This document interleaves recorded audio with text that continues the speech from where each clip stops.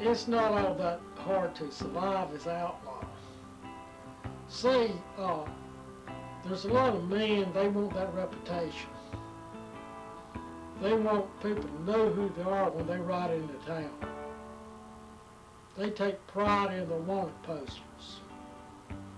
And there's a lot of gunfighters that they want that reputation. When they ride into town, they want everybody to know who they are. Well, what I'm saying, that's what gets them hung and that's what gets them killed. Sometimes it's a vigilante group waiting on them, sometimes it's a sheriff's posse. I mean, me, I never had any problem surviving.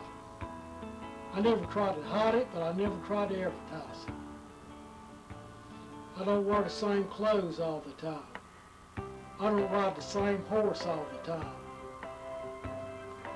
And what it is, most mail is transported by horseback, and what it is, there's a lot of people that look alike. I've heard a lot of people come up and say, you look like the outlaw Eiron Colbern. And we just laughed, and I said, God, I don't get that many compliments. That makes my day. They don't really think I am. There's a lot of people look alike.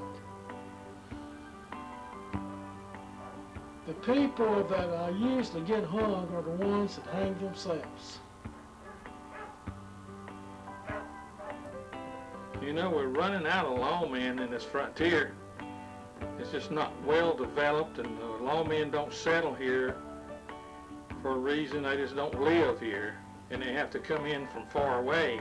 And by that time, all the disasters hit, the outlaws is taking over, raiding everything, and it's a bad situation. The outlaws is drawn to this area, this town, because there's not a bank, and there's not the proper lawman to enforce anything. So they just made a haven out of this place to rob, and it's like their headquarters. They work out of here and go out and kill civilians and settlers, and rob stagecoaches, and they got to be stopped. We got to bring lawmen in here and settle in here to where they'll be on the premises at all times.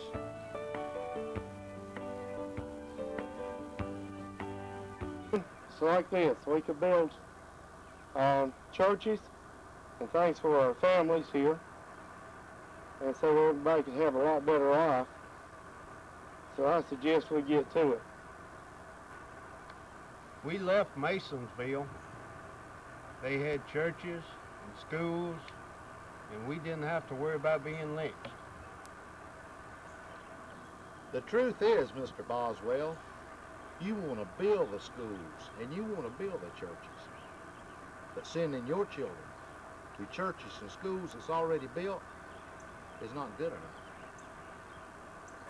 Okay, I want all you men to know that I respect your opinions or decisions on everything, but I'm not raising my family in no boarding houses or anything like that. So we're going to have to make some different plans altogether. I'm wondering why Reno come into this area. Does any of you people have any idea? Did he have any kinfolk in this area for him to draw to this area? I'd just like to know why he come into this area in the first place, because we don't have no bank, we don't have anything to draw him and his outlaws in here. So any of y'all people come up with an idea of why he come here to start with? What it all amounts to, this Judge John Bennett, he was a killer, a gunman before the war. And he served his time in prison, studied law, and, well, became a hanging judge. What I'm saying, he takes a glass of wine every time a man hangs that he sentences, and he gets more enjoyment out of it than gunning somebody down with a gun. But he's sending his deputies across this side of the state line. They're their jurisdiction. Had people like me and other people that have served in gangs, send them after us after we've gone straight. But if we're standing together, we can put a stop to this. Maybe Rio crossed the state line to get away from John Bennett. Maybe he's got family here. Maybe this man wants to be a law-abiding citizen. You know, this man could be a help to us.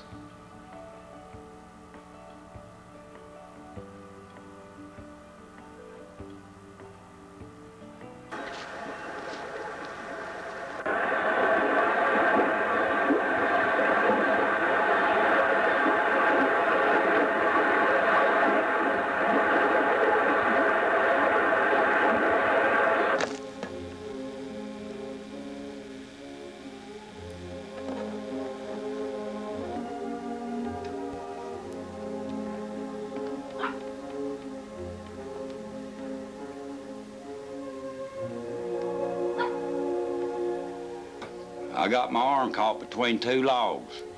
It would never happen if they hadn't pushed too hard. We're prisoners to the company. We have to buy our food down at the country store and leave up the prices so high we'll never get out of debt. That's right.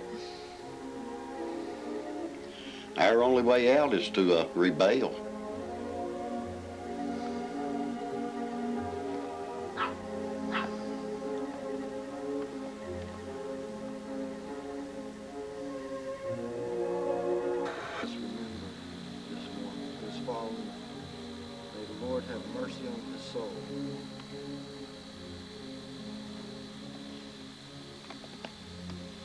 Rest in peace.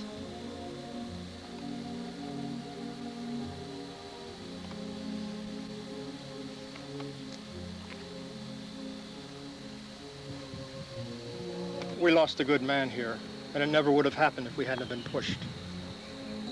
That's right, Mr. Miller. We've got to eat, and these bills are so high, if we don't pay them, they double the interest on us.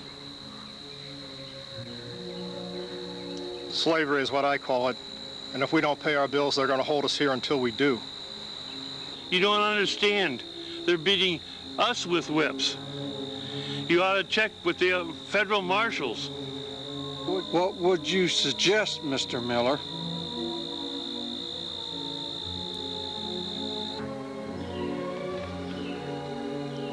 Fair or not, under the law of the state, it's legal.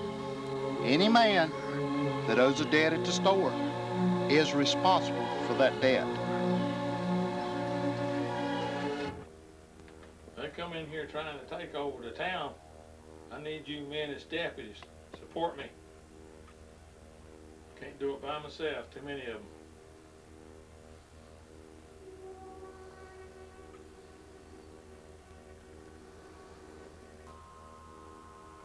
What it is, a lot of these lawmen, a lot of them were outlaws, bounty killers, fur trappers. Some of them even run houses of prostitution. But the job is open. And they can use a gun and they can enforce it. And as long as they stay within the realm of the law, well, it's good for the people there at that time. But a lot of times in a 6 months' time, they're back to their old ways. I'm not going to do that myself. Jed, what you're telling me is that you're going to ask everybody in this area to make their mark, and if they want me as sheriff, that's what you'll call a frontier election. Well, that's good because I've talked it over with my wife, and she feels that it'd be better We've got too much complaints from the law. I've got the citizens behind me. It's a lawman. She's willing to go along with it. Because you know yourself, a lot of times it goes for days. There's no trouble, and I have plenty of time to spend with her and work on the farm.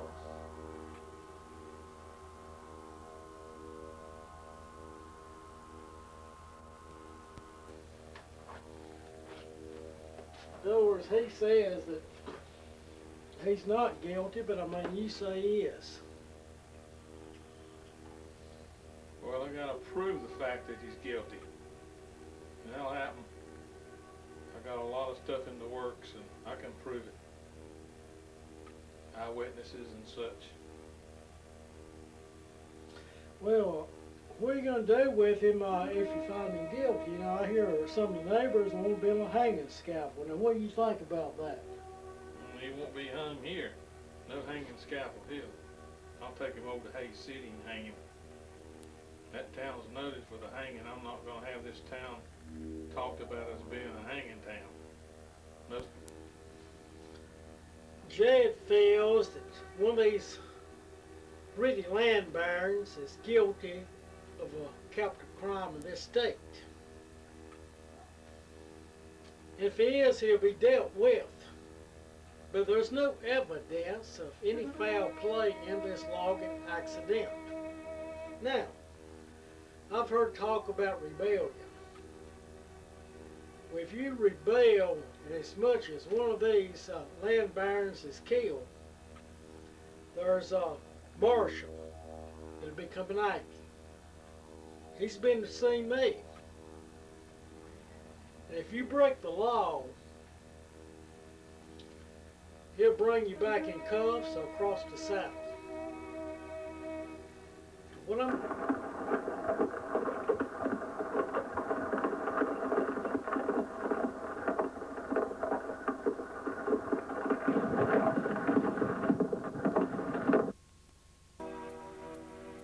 It's like this. I'm going to tell you and the rest of the homesteaders to let the law handle it. What it is, after the Civil War, these carpetbaggers bought this land for practically nothing. Some of them became land barons, others sold the land to land barons. So they set up these work camps.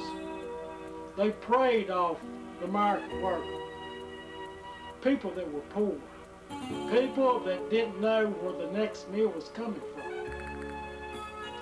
There's good land out here, soil for plantations, lumber for lumber companies. So what it is, what we got is slave labor back in the South. All over again, it's just no certain nationality, it's just people that are poor. People that can't pay their interest at the store because they keep running their prices up. Then when they can't pay the prices, they keep running the interest up. Yet a lot of these people, if they could leave, there wouldn't be anywhere for them to go. They wouldn't want to, just thinking that they can't. That's where the real problem comes in. I would encourage you, as well as the rest of the homesteaders, to let the law handle it. If we're going to take these gunmen down, we're going to need to take as many as we can get. Take them all out. So my advice to you is to wait. Let the law handle it. Just wait.